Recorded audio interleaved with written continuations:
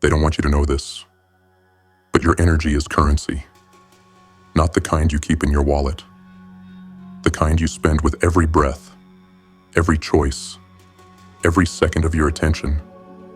And your attention, that's power. Not metaphorically, literally. Because whatever you focus on grows. Whatever you engage with expands. Whatever you tolerate takes root. And your life force, it's the battery behind it all. The unseen current that fuels your mind, your grind, your very existence. It is the most valuable asset you will ever possess. Not your time, not your money, not your looks, your energy. And if you don't protect it, if you don't defend it like your future depends on it, they'll take it from you. Slowly, quietly, piece by piece, day by day. Until one day you look in the mirror and you don't recognize yourself because you've been drained. Not all at once, but drop by drop. 1,000 small leaks you didn't even notice. And who's they? Let's be honest. The needy, the toxic, the manipulators, the chaos addicts. They're everywhere. And they don't wear warning signs. They don't announce their intentions. They don't come to steal. They come to borrow. But they never pay you back. They come with smiles, with compliments, with stories designed to hook you, to make you feel responsible, guilty, needed, to twist your empathy against you. They don't attack with fangs. They infiltrate with favors. And while you're too busy being nice, they're feasting on your fire. They're not here to grow with you. They're here to feed off you. So let me say this plainly. You are not a landfill for their poison. You are not a punching bag for their projections. You are not a therapist for their endless chaos. You are not a fuel source for the ungrateful and the unaware. You are not a sacrifice. Let that sink in. You don't owe your energy to people who don't respect it. You don't owe your time to people who waste it. You don't owe your presence to people who drain it. This isn't about being cold. It's about being clean. Because when your energy gets polluted, so does your clarity. So does your confidence. So does your direction. And that's when it all falls apart. You second guess yourself. You hesitate. You lose sight of your purpose. You start shrinking to make others comfortable. You start explaining your truth to people who never cared to understand it. You forget who you are. That's what happens when you don't guard your life force. So let's be done with that. Let's stop handing our power to emotional vampires. Let's stop giving our peace to chaos. Let's stop setting ourselves on fire to keep others warm. Because if you're going to rise, if you're going to build something that lasts, if you're going to become what you were meant to become, then you have to protect your energy like your soul depends on it. Because it does. And if you don't, they will take it. The world will take it. Society will take it. And they will not apologize. So draw the line. Fortify the walls. Choose who gets in. Choose what gets fed. Choose what gets your fire. And starve everything else. Step 1. Learn to say no without explaining. No. It's the simplest weapon in your arsenal. One word, one syllable. And yet it terrifies people more than failure, more than pain, more than truth. Why? Because saying no means you're no longer available for exploitation. It means you've drawn a line. It means your energy is no longer up for grabs. But here's what they've conditioned you to believe. That you have to explain yourself. That you need a reason. That your boundary must be justified, softened, excused. No, you don't. You don't owe anyone a dissertation on your peace. You don't need to list bullet points for why you're protecting your time. You don't need to offer a soft smile or a half-hearted lie to avoid making someone uncomfortable. You are not responsible for how others react to your boundaries. Let that detonate every lie you've ever been fed about being nice. Because nice people get drained. Nice people get used. Nice people become bitter because they keep saying yes while screaming no on the inside. You weren't born to be nice. You were born to be true, to be aligned, to be powerful. And power doesn't beg for permission. So say it again. No. No to the favors that cost your focus. No to the events that pull you off your path. No to the conversations that lower your frequency. No to the people who only show up when they need a hit of your light. And say it without guilt.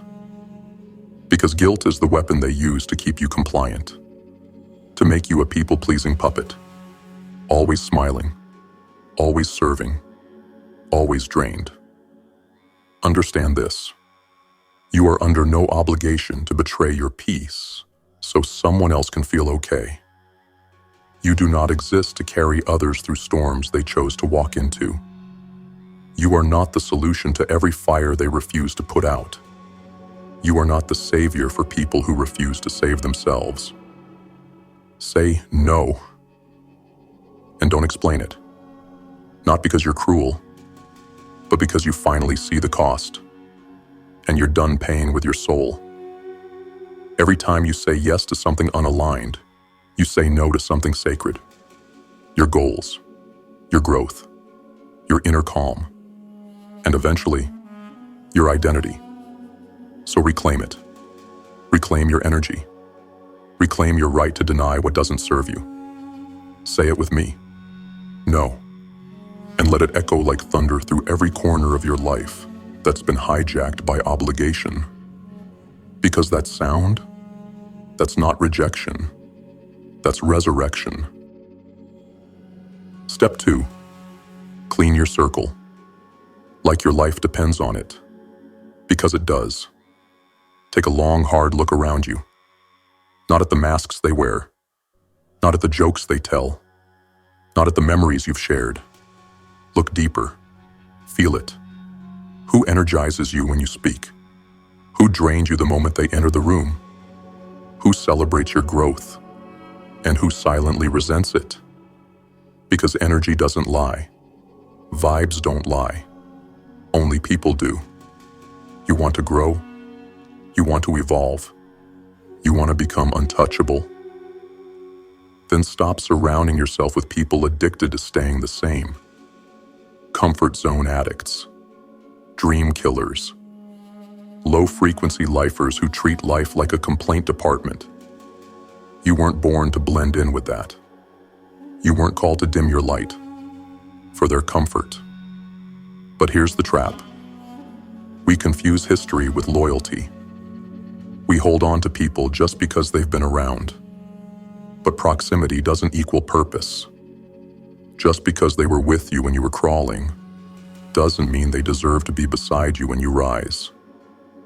Some people are only meant to witness your collapse, not your comeback. Let that sink in. Stop romanticizing your past at the expense of your future. Stop inviting people to your table just because they used to sit there. If they're poisoning the meal, cut them off. Brutal? Maybe. But here's what's more brutal.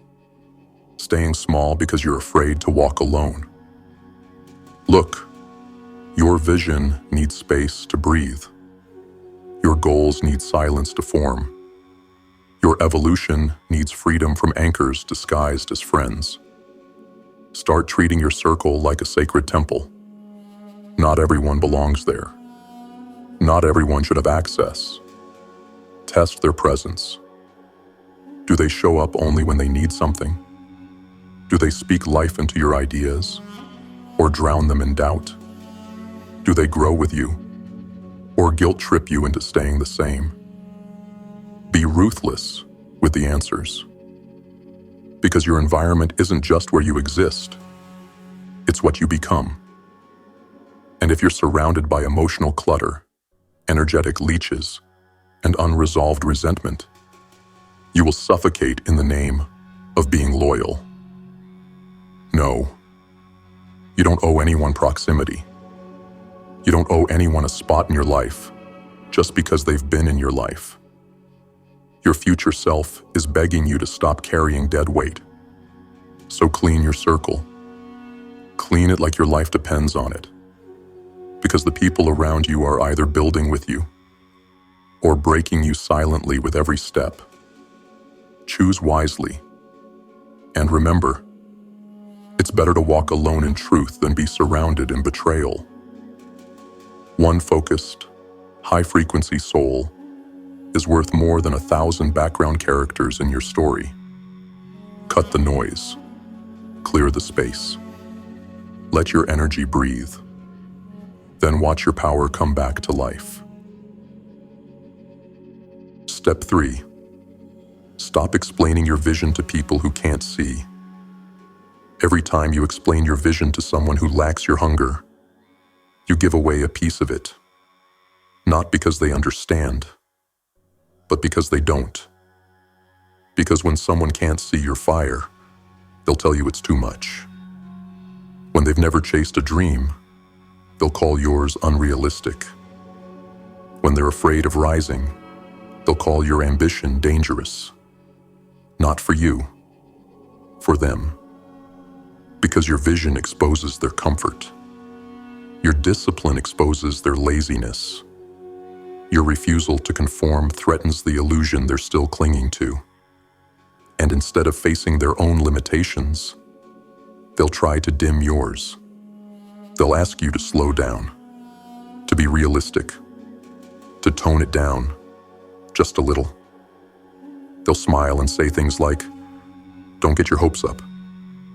Is that even possible? You really think you can pull that off?" Listen closely. Their doubt has nothing to do with you. It's a reflection of their own internal cage.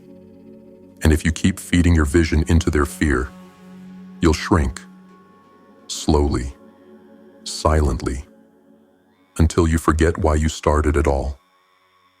You are not here to convince the blind to see. You are not here to translate your soul's mission to people who don't even understand their own. You are not here to collect approval slips from the mediocre. You are here to build, to create, to conquer. And that means moving in silence. Not because you're hiding, but because you're focused. Because you know the vision is sacred. And sacred things aren't thrown into crowds for public opinion. A lion does not explain its roar.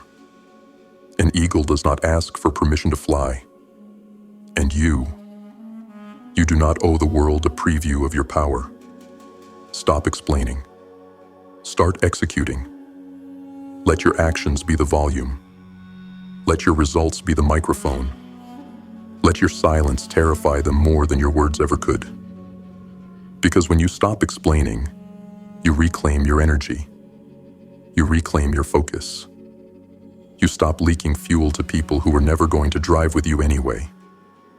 This is how warriors move. Not with noise, but with certainty. Not with approval, but with purpose. So the next time someone asks, "Why are you doing all this? What makes you think you can? How do you know it'll work?" Look them in the eye and say, "You'll see." Then disappear into the shadows and build something they can never unsee. Step 4. Master the art of solitude. This world fears solitude. It runs from silence. It hides behind noise, distraction, and endless scrolling. Not because people love chaos, but because they're terrified of what they might hear in the quiet. Terrified of confronting their own mind. Terrified of hearing the truth beneath the noise. Terrified of meeting the real version of themselves. the one they've buried under everyone else's expectations. But you weren't born to drown in distraction. You were born to remember who you are. And that remembering, it doesn't happen in the crowd. It doesn't happen in applause. It doesn't happen in validation. It happens in solitude. Because solitude is not loneliness. It's not isolation. It's not weakness. It's sacred ground. It's the forge where clarity is built. It's the silence where your intuition speaks. It's the stillness where you reconnect with your inner weapon. But most people never find it. Why? Because they're addicted to being surrounded, to always being busy, to always being stimulated, never still. So they run from quiet rooms, from unplugged moments, from even 5 minutes without checking a screen. They fear boredom, not knowing that boredom is the threshold of brilliance. But if you want to become powerful, you must learn to sit in that silence. You must learn to be alone with your thoughts, your doubts, your fears, your vision, and not flinch. That is true strength. Because anyone can perform for a crowd, but very few can look themselves in the mirror, day after day, and ask the hard questions. Who am I becoming? What am I avoiding? What does my soul need to say that I haven't let it? Solitude teaches you to answer those questions. It teaches you that your energy doesn't need to be proven. It just needs to be preserved. It reminds you that your worth is not determined by others' attention, but by your own alignment. And once you master solitude, you become untouchable. Because now your peace isn't situational, it's internal. Now your fire isn't reactive, it's controlled. Now your focus doesn't get pulled, it pierces. So carve out space, daily, ruthlessly, not as a luxury, but as a requirement. Sit in the silence. Listen for your truth. Let it rise from the ashes of distraction. Because in solitude, you will find what the world is too loud to give you. Clarity, conviction, and complete control over your energy. Step 5. Protect your morning like sacred ground. Your morning is your first battle. And if you lose it, you spend the rest of the day chasing pieces of yourself, wondering why everything feels off, scattered, heavy. It's not random. It's how you open the door. See, most people wake up like servants. They roll out of bed and immediately give away their power to their phone, to other people's messages, to the world's chaos. Before they've even breathed with intention, they're already responding, reacting, obeying. That's not living. That's submission. You weren't made to wake up consumed. You were made to wake up commanding. And that requires discipline. It requires ritual. It requires recognizing that the first 60 minutes of your day set the tone for everything that follows. Your morning is where your mind gets programmed. It's where you choose who you are. Are you a reactor or a creator? Are you a follower or a force? If you start your day scrolling through everyone else's noise, you invite their fears into your mind. You open the gate for insecurity, for comparison, for distraction. You've already lost the war before putting your boots on. But if you wake up with intent, if you claim your time before the world touches it, something shifts. You become sharp, grounded, focused. Not because the world changed, but because you did. So protect your morning like a sacred battlefield. Guard it with fire. Don't let the weak enter. Don't let noise dictate it. Don't let the outside world own the first breath of your day. What should that look like? Silence, breathwork, reflection, gratitude, vision, movement. Not because it's trendy, but because it realigns your soul before anything else can distort it. This is where you speak to your higher self, where you remember your mission, where you sharpen your blade for the battles ahead. If you truly want to protect your energy, then start by protecting the beginning of each day. Wake up like a warrior, not a slave. Wake up with intention, not addiction. Wake up for yourself, not for the approval of people who don't even matter. The way you start is the way you move, and the way you move is the way you conquer. So carve out your morning like it's holy, because it is, and the enemy knows it. That's why it attacks you there first. Don't let it win. Own your morning, and you'll own your life. Step 6. Use detachment as a weapon. Here's the truth. No one tells you. Most of your suffering comes from attachment. Attachment to people, to outcomes, to timelines, to the illusion that things must go the way you imagined. And when they don't, you spiral, you react, you bleed emotionally, because your identity was tethered to something outside your control. That's the trap. You think detachment is cold. You think it's apathy. You think it means not caring. No. Detachment is not the absence of love. It's the presence of power.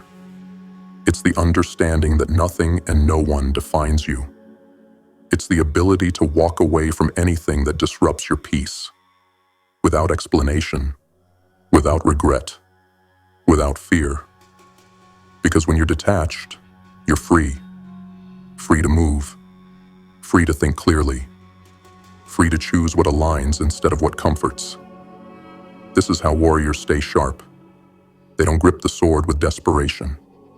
They hold it lightly, with skill and readiness. They know when to strike and when to release. Detachment is emotional precision. It's strength under control. It means you don't need closure to move on.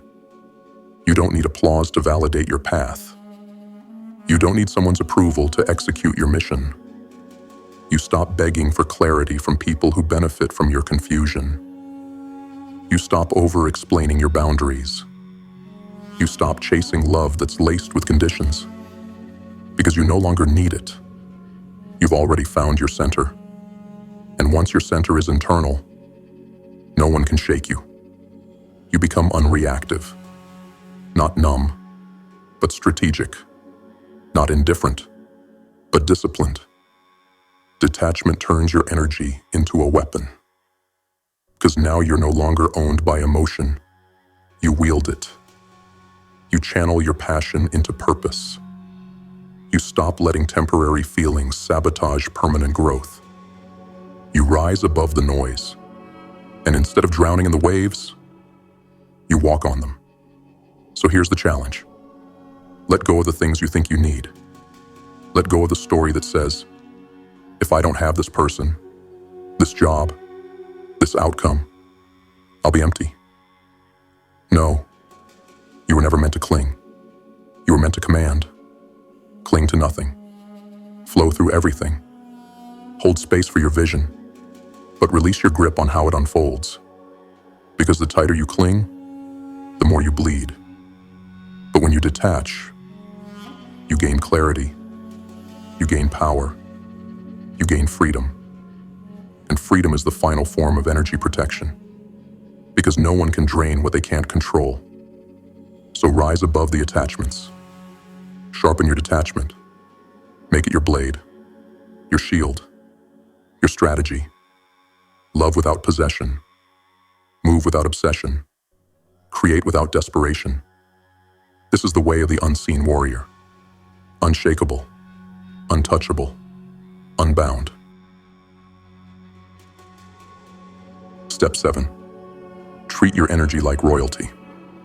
Let's get this straight. Your energy is not cheap, not disposable, not casual, not common. Your energy is royalty.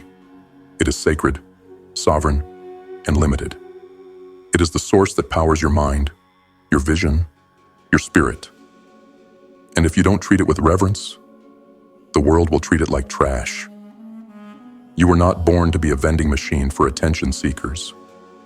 You were not meant to be a therapist for people who refuse to change. You were not built to be available on demand for every bleeding voice that cries, "I need you." No, you are not a servant. You are a gatekeeper, a sovereign soul, a force of intention wrapped in flesh and breath. And it's time you started acting like it. Start filtering access like your energy is a royal banquet. Because it is. And most people aren't hungry for your truth. They're starving for your light, so they can consume it, not rise with it. They don't want to build. They want to bleed. And you? You've been their IV drip of strength for too long. Enough. This is the moment you shift. From people-pleasing to power-wielding. From overgiving to strategic investing. Because not everyone deserves a seat at your table. Some people are just there to eat and leave crumbs behind. So elevate your standards, tighten your circle, cut the noise. If someone drains you more than they pour into you, release them. If a task costs more energy than it brings fulfillment, delegate it, eliminate it, or burn it down. If a space feels heavy the moment you enter, trust that. Your intuition is your alarm.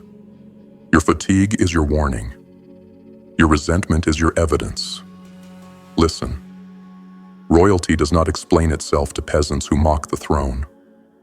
Royalty does not apologize for enforcing sacred boundaries. Royalty does not beg to be respected. It simply commands it. And if you've been living like a commoner in your own life, that ends now. Wake up and remember what you carry. Your focus is a weapon. Your presence is a privilege. Your attention is an offering.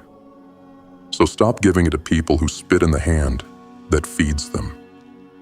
Stop entertaining energy that's beneath the level of your calling. Stop loaning out your life force like it's a clearance item. You are not a discount version of yourself. You are not a secondhand soul. You are royalty. And royalty doesn't just give. Royalty builds, guards, leads. So lead. Lead your energy with precision. Protect your peace like a castle gate. Invest only in what multiplies your mission. And watch how your life begins to shift. Not by luck, not by force, but by alignment. This is your charge. Treat your energy like royalty. And everything beneath you will either rise to meet it or fall away in silence. Now you understand. This world isn't just after your time. It's after your energy. The core of who you are. The fire that fuels your purpose.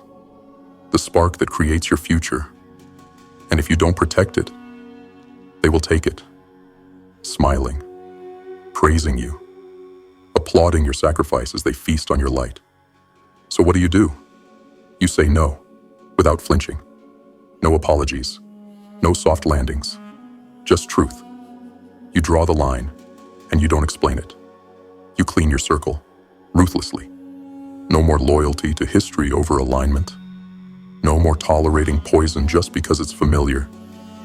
You stop explaining your vision, because it's not for the blind. And it's not your job to water down greatness for people still addicted to mediocrity. You master solitude, not to escape, but to remember. Because in silence, you find your strength again.